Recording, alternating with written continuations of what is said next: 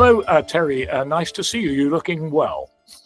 I'm looking older than I looked well before. Anyway, I have to apologize to everybody who's thronged to Cheltenham to see me in the flesh. The flesh is something you don't want to see me in. It's long decayed. I'm a walking smell of. It's the smell of decay that is horrible to live with, which I have to daily. I've not been able to get away from myself long enough to enjoy the fresh air outside. So, Cheltenham folk, you don't have to worry about the smell. That smell that would have been the smell of a swamp won't be with you today. I'm virtually clean, smellless. Actually, but this brings us nicely to the film. There's quite a lot of death and decay in Monty Grail, is there not? But when you did it, of course, you were young. How old were you at that point? Well, that's 50 years ago. So I must have been 35. 35, so not as old as think. How old were you when you first met the Pythons? The first person you met was Cleese, wasn't it, in New York? Yeah, I was probably 33 in New York when I met Cleese. And by the time I got over here, I was slightly older, but I was still not as old as Cleese. That's the important thing. That's why very few people are, I think. But but they had started at a tremendous speed, and they were young, and they were these Oxbridge whiz kids, and obviously from the beginning you were separate and an outsider. And how was that? I was called by some, not the Pythons, but others, when I first arrived in this country, I was called a monosyllabic Minnesota farm boy. And always the extraordinary magic to me was that when the six of us got together, that I could keep up with them, or even in my visual sense was as clever as them. My verbal sense was still learning the language. And were you a farm boy? I mean, did you actually go out in the fields and push cows over and all this stuff we're supposed to believe is the stuff of Midwestern? It is the Midwest, is it not? Yes, it's Minnesota, Minneapolis. We lived in the country. We didn't have animals except a dog, and but it was country living. We didn't have an indoor toilet till I was 10. Splendid. This is the way to live, is it not? Especially if you're recreating medieval life. Well, this is what I experienced in Minnesota, because this outdoor toilet in the Biffy, as it was called, a little wooden shed, it was our access point to relieving ourselves in the middle of 40-degree below zero winters. Tremendous. Yes. It's great stuff. Well, obviously, but meeting them, they were all clever Cambridge and Oxford boys, weren't they? That's the thing. Mostly for you, meeting them was a bit of a culture shock. It was for me too, because my grandparents had an outside toilet and they preferred it. He kept the smell of the house down, luckily. I think so. So, okay. So you, in the beginning, your role in Python, as we know, was sort of, it's the animator, but also you were gluing it together, because what was apparent at the beginning was they really didn't want to do conventional sketches. And even if they did, they didn't really know how to do them. Nobody knew how to write an ending for anything, did they? Well, that was one of the first things we decided, that there was so many, especially like with Peter Cook and Dudley Moore, often in their series, it would be the most wonderful character piece, but then they had to end it with a punchline, and the punchline was always disappointing. It wasn't as good as what we watched along the way. And so we decided to get rid of the punchline and let me pick up at the end of a sketch and move us to the next bit. So I was in many ways the luckiest of all the Pythons, because when we gathered to decide what the show was going to be each week, everybody had to read out their sketches, and then we would effectively vote on which ones went in there. I had nothing to tell them, because I was still working on what I was doing. And when I did know what I was doing and tried to explain it in a non-Oxbridge way, their jaws dropped. So they never stopped. They never asked me again what I was going to do. I just turned up on each day of the show with my cans of film, and then they went. And the fact that it all blended together is what amazes me. Me coming from the other side of the world, and them all gathered, in this little island that is slowly sinking into the Atlantic, the new Atlantis.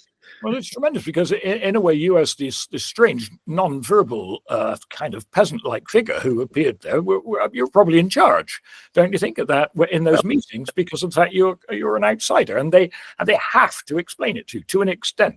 They have to communicate with someone. The fact that it was all visual brought in a whole new audience of nonverbal people. The peasantry actually loved Python thanks to my nonverbal comedy. Indeed, and it's wonderful stuff. Now, so we should do the film. So you move on, and it was both the first, the early one, the thing that was basically a compilation of sketches, was done by what's his name, Ian McNaughton. What was his name? The director of the television series made that first. It was Ian McNaughton who was directing the television shows. Yeah. But then you two. So there's you and Terry jointly. You're going to make a film. So, but and there were script meetings. People started to write. Yep. And originally it was different, wasn't it? It was going to be partly in the Middle Ages and also modern stuff, and then they threw it out. I mean, it's amazing to read the working methods that because people were so prolific and so young and so free, really, that they didn't care about working in saying writing a whole script and then chucking half of it away and then starting again. Yeah. So the idea of King Arthur and his knights was a way of disguising.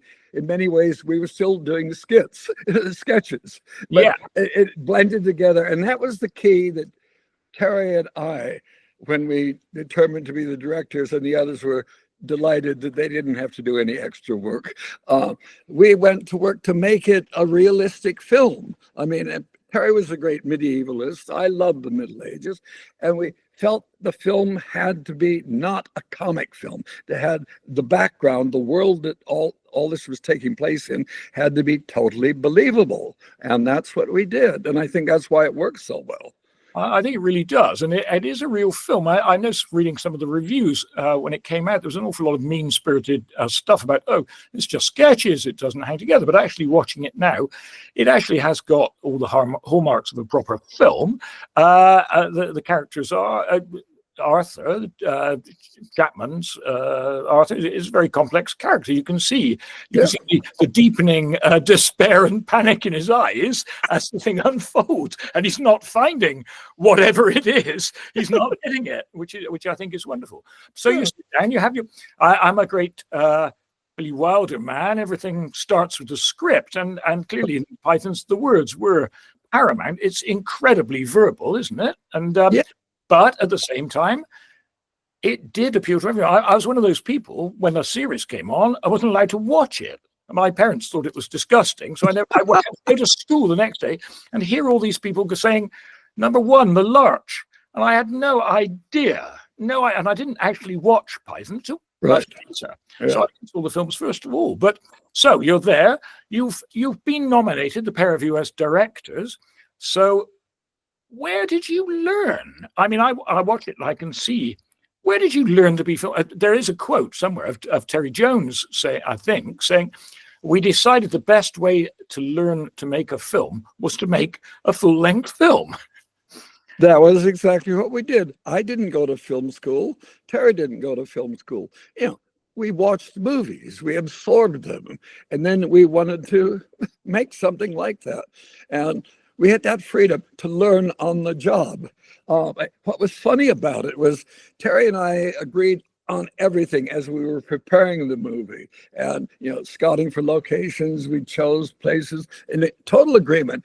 When we started shooting, what was happening, Terry and I were saying slightly different things, and the others began to get really pissed off. There was one point, and it was still in the first week, where one night Graham got very pissed and just took off at us, saying what complete useless pricks we were, and how Ian McNaughton should be directing the whole film. He wanted us out. And it was that bad. So what Terry and I decided was to have a single voice. And we chose the first AD, the first assistant director, Jerry Harrison, who was very good. And he started speaking. So now one voice was directing the film quite happily until it became very clear that Jerry was doing a different film than the one either Terry was making or I was making.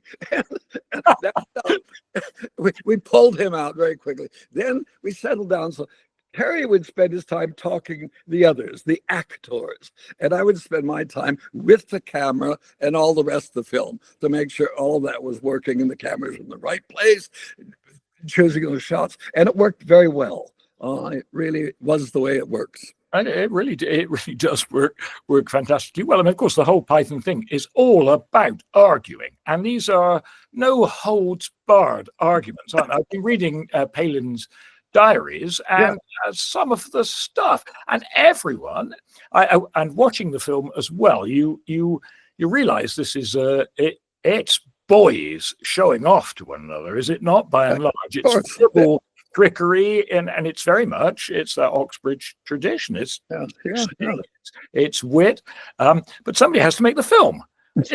So while all this crap is going on, somebody has to make the film. So yes, Terry and I were the dog. We were the dog bodies, is what we were.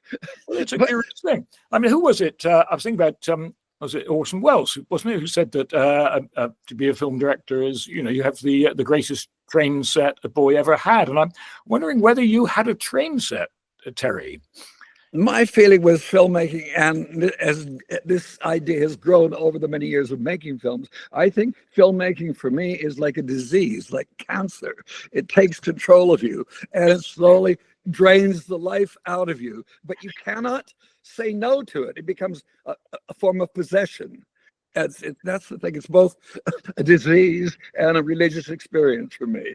I get possessed by whatever it is I'm doing, whether it's the animations or directing a film. And until that possession leaves me, I'm stuck. I have no control over it. Well, as you know, quite a lot of directors almost become literally demonic, don't they? And but then it's true of most artistic things, like the other night we had Neil Brand playing live music for Phantom of the Opera, live piano, and somebody from the audience asked him, "What are you thinking about when you play?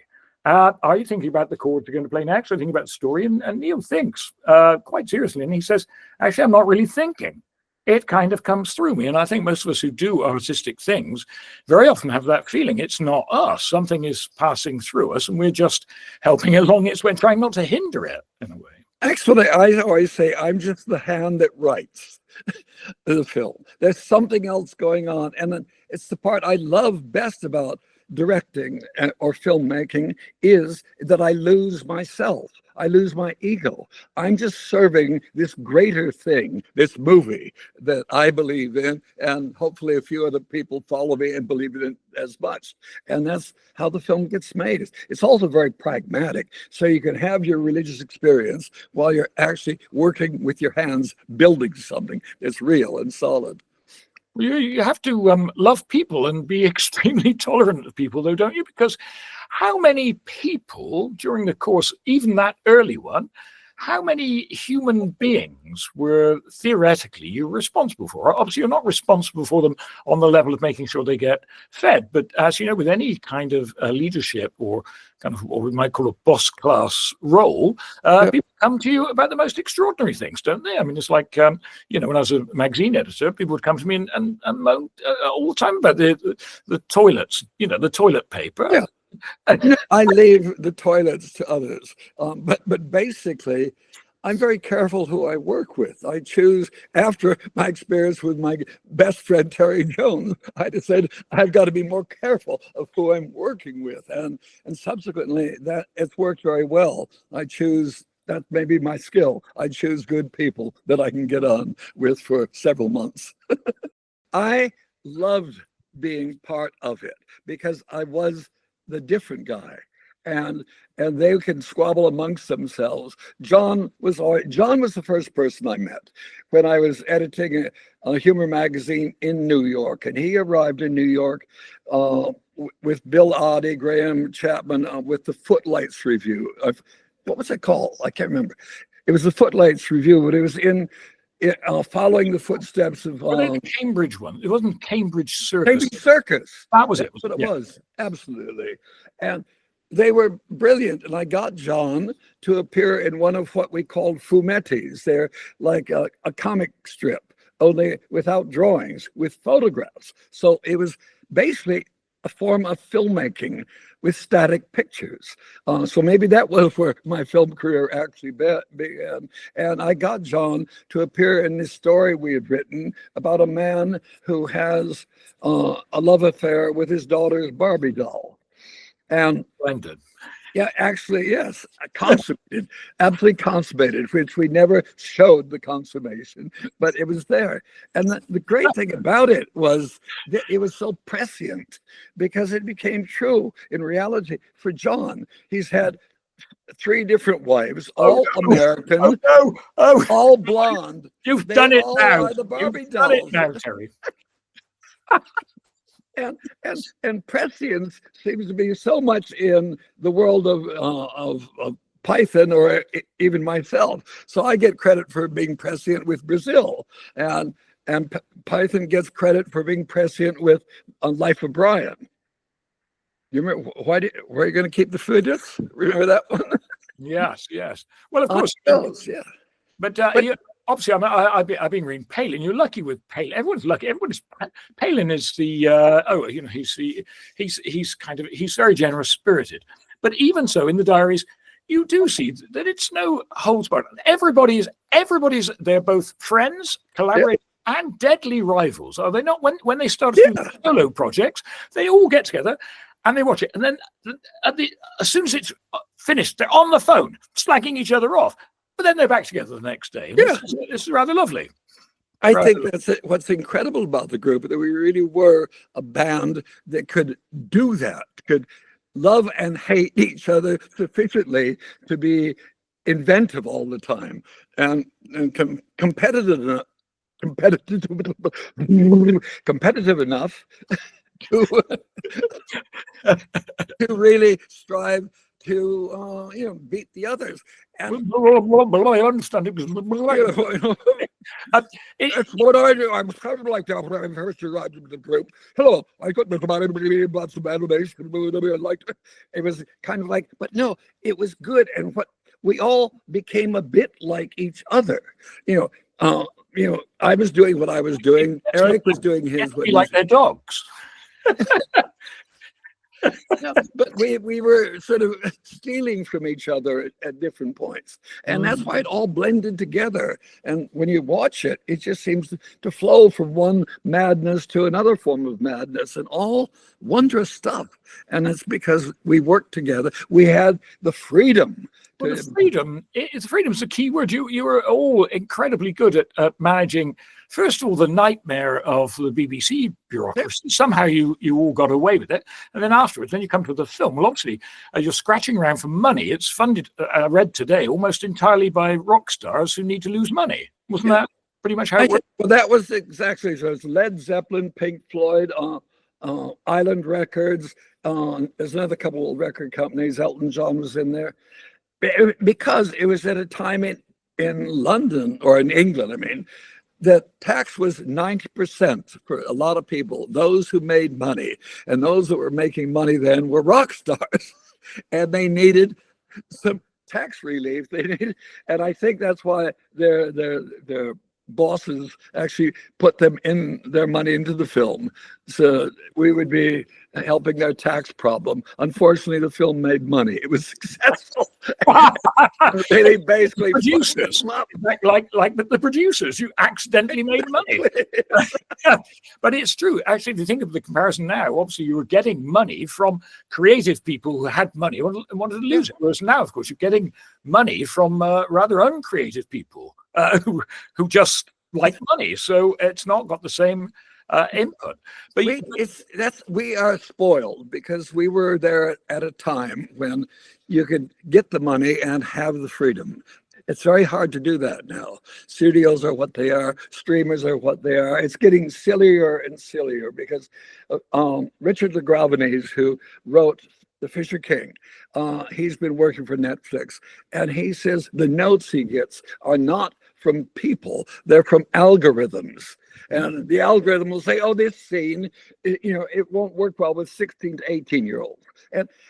Or it won't work well for another group. It's madness. We are living in a very, very strange and hopefully not long time.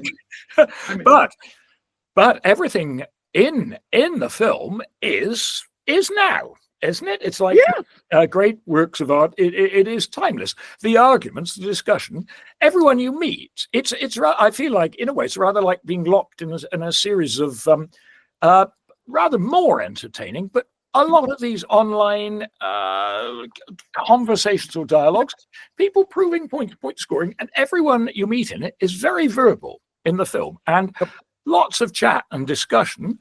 But at the same time, it's all that. Obviously, all those discussions about the politics, the discussions about, I'm just, the man with the bodies. I'm just, you haven't filled your quota. Bang, another one, and so on and so forth. The identity politics, the French people, we're French. The language, the shibboleths, the nights they need, and then they don't. I mean, I think the world does work cyclically, and we're back into a period like that. I mean, the world was what it was, and I think we were very good at defining it and making it funny. And it's the same basically now, except it's not funny anymore. The funniness is Trump has turned the world upside down. But also, I mean, the other things that I think about although it's kind of modern, isn't it? And it is this wonderful anachronism thing. The only person who really consistently speaks in any sort of medieval way is Arthur, isn't he? And Arthur, he speaks beautiful kind of medieval-ish, but everyone else, they're speaking whatever they like. But it's also true of the Middle Ages, isn't it? Now, I'm watching it hilariously. I don't know whether I saw your film or The Seventh Seal first, but the two have, in their way, have merged into me, because The Seventh Seal, although it's as grim as only the Swedes can be, it is slyly funny, is it not? Well, here's what's interesting. I mean, Terry and I both loved Seventh Seal. We would have died to have made a film like that. Me too. When I was making Brothers Grimm some years ago, Peter Stormare was in it. And Peter told me he had originally been a theater actor working for Ingmar Bergman. And so we're working on Brothers Grimm each day. He says, this is just like working on a Ingmar Bergman film, because Bergman was always laughing and having a good time. And that's exactly what it's like when I'm working. It's that, and we're playing. And playing works in different ways. Clearly, Bergman's went into something darker and possibly more profound. Our playing went into a sillier world, but it was still talking about the world. And death, basically comes into Python films all in different ways all the time. So we're not dissimilar, but we got bigger laughs than Bergman, is all I can say. Well, if you enjoy your work, you never work a day in your life. And if you can turn your work into play and you can get other people to pay for it, it's the best of all worlds, isn't it? Really, it's fantastic. No, it's incredible. Anyway, we'd better say some more about the film. Music is a great thing. You're very lucky to have Neil Innes. We are delighted, not just doing music. Lots along the way. Wonderful. Neil is wonderful, and his songs by him. The bulk of the background music is just from the cheapest kind of music company we could get. It's just stock music you buy very cheaply. But Neil was such a genius. I mean, whenever I really get depressed, I go and put on my Bonzo Dog Doodah album. Oh my God, yes. And we're talking about brilliance. Do you know Stan Shaw? You must have known Viv Yep. Stan. Viv. Yep. I had the misfortune of going to interview him just before he did this terrible thing, a rock opera called Stinkfoot, and it wasn't long before he died, and he was in a bad way against Stan Shaw, but it's it's a hard life, isn't it? It's a hard life to be funny for a living, especially if people say, you're so funny, have a drink, isn't it? And I think that's part of I it. know. To me, the most important sense of our body is we've got 6 senses. I believe it's 6 senses, but we talk about the 7th sense, or we have 5 and we've got 6 we talk about. The 7th sense to me has always been the sense of humor. It's the most important sense we have. It's more important than taste, hearing, smell, any of that. Humor is the way to stay alive and young. You're absolutely right. That's why I say to people, it's called the Divine Comedy for a reason. It's not called the Divine Tragedy, is it? Tragedy. That was used as a title, a very ironic title. Now, does the word irony mean anything anymore? The world is so fucking ironic and joyous. Irony is an adjective. It's like steely and irony. And actually, Woody Allen, Woody was very funny on no, I'm not thinking of Woody. I'm thinking of Randy Newman. Newman, if you remember, Randy Newman did his song. Who wrote Short People. And Randy Newman was vilified. The diminutive Association of America, whatever it was. But later on, Randy was very upset because he said, I'm fed up because I was doing so well, being the only person in America who understood irony. And now the Simpsons have come along and ruined everything. I mean, here's what Short People brings to mind: the film I made called Time Bandits. Ah, yes. Where the leading actors were little guys, and they had the chance to be leading men and action leading men, not just anything. And for a period, I was sort of the patron saint of dwarves, basically. And then along comes Time Bandits for television. And what is in there? It suffers greatly from a shortage of dwarves. There are no dwarves as the main characters at all. They're normal-sized people, which is absolutely absurd, because the heart of that film was a little boy with adults who were smaller than him. Indeed, the world like that. But then, if you look at Hollywood itself, as we're constantly, I read the Hollywood Reporter, but I read the Wall Street, I read all the terrible journals of all the robber barons, and Hollywood's in terrible crisis. Obviously, everybody wants to get out of Hollywood because it's such a horrible place, is it not? It's an absolute dump. Everybody wants to get out of there, but also the big crisis facing on is the story shortage. The dearth of story, apparently. Well, who would have thought it? I can go to any pub, chat to anyone, and I hear better stories than I see on the screen most weeks. But there's a story shortage because of the way they define a story now. It's very peculiar, isn't it? But they're terrified of offending somebody, somewhere, somehow. So the world just closes in, and there's nothing to work with. I think it's changing. I'm aiming to go to Hollywood next. Now, so we had the 2 angry old men. Yes, that's good. Last things about the film. Have you got a favorite? Can I say I think the thing, I'm watching it and I'm just roaring with laughter from beginning to end. But I must say, I think I cannot express my joy at the fact that the word shrubbery achieves heights of comedy and will not go away. It keeps coming back, and every time it's funnier, and that really is genius. Yeah. It's very. I'm afraid it's Bring Out Your Dead is my favorite scene, though. I just love it. I'm not yet dead. There's something you can do. I feel happy. I feel happy. Oh, thanks very much. I'm not dead yet.